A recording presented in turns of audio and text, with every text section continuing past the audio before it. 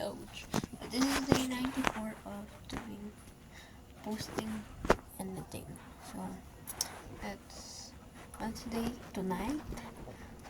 Tomorrow is Thursday. Wala kaming pasok again. I mean, wala pala sa vacant, pero nagsuspend sa LM levels. Yeah, so yun sa Sunday kasi Sunday na mami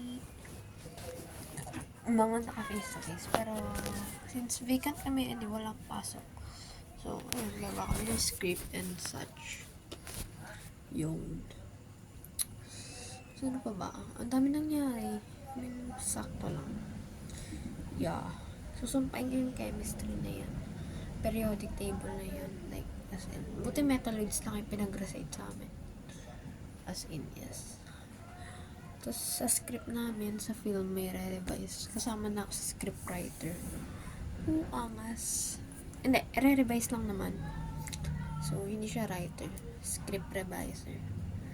The corny. So, yun lang. Gula ng buhok ko. So, hindi ko na may form 137 ko kasi. It's too much. Like, 150 each daw. Like, huwag na lang. Tigilan na lang natin yun, diba? So, well lang. Bye friend. Or bye self. Yun nga, ang dami. Yeah.